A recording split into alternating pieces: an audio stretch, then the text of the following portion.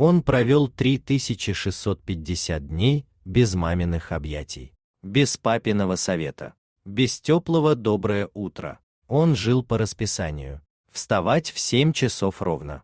Завтрак, уроки, тихий час, ужин. Свет в комнате выключается в 21 час ровно, независимо от того, успел ли ты поплакать. Он попал в детдом в 5 лет. Отец ушел раньше, мать лишили прав, пьянство, скандалы, исчезновение на дни. Его поместили в учреждение, где все было стерильно правильно и одновременно невыносимо пусто. С первого дня он понял, чтобы выжить, надо стать незаметным. Не плакать, не жаловаться, не привязываться. Он научился есть быстро, чтобы никто не отнял. Учиться тихо, чтобы не задевать. Он смотрел на тех, кто приезжал с проверкой, как на туристов в зоопарке. Все улыбались, но никто не оставался. Один мальчик сказал ему: «Здесь не любят, здесь просто существуют». И он существовал. 10 лет. В коридорах с облезлой краской. В спальнях, где пахло железными кроватями и чужим страхом.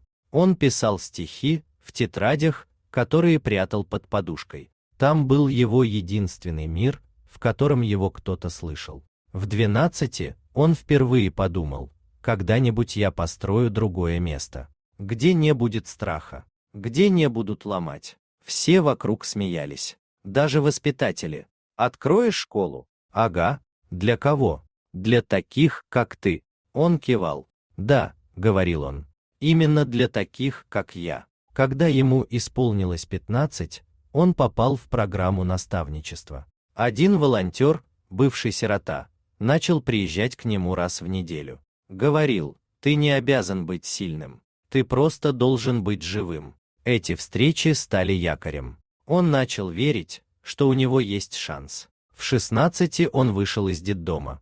Один, без квартиры, без денег, только с сумкой и справкой. Его ждали съемные комнаты, подработки, вечные «ты нам не подходишь». Но он держался. Он не пил, не опустился. Он работал грузчиком днем и учился вечером. Потом поступил в педучилище. Он знал, путь будет долгим, но он не свернет. В 22 он закончил университет. По специальности педагогика. Все спрашивали: «Зачем тебе дети?»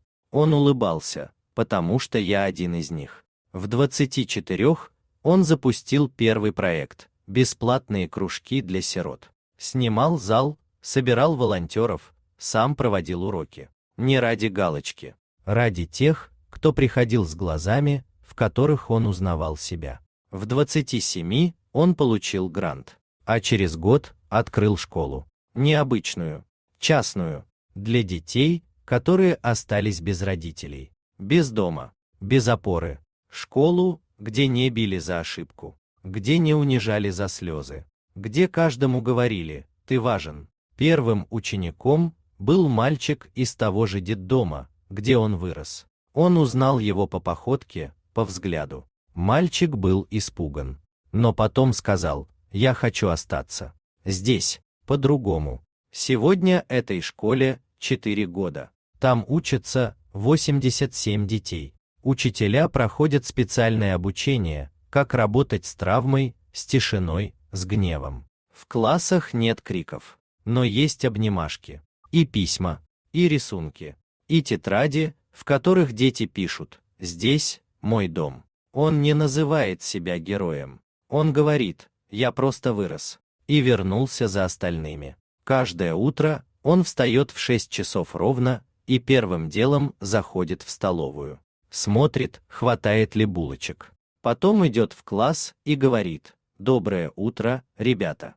И для многих это первое по-настоящему доброе утро в их жизни. Он провел 10 лет в детдоме, а теперь он построил школу.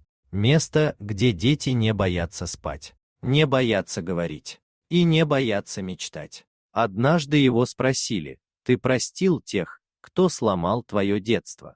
Он ответил: «Я не забыл, но я выбрал не повторять». Это и есть прощение. Теперь он меняет судьбы. Каждый день. Потихоньку. по одному ребенку. Он стал тем взрослым, которого сам когда-то ждал.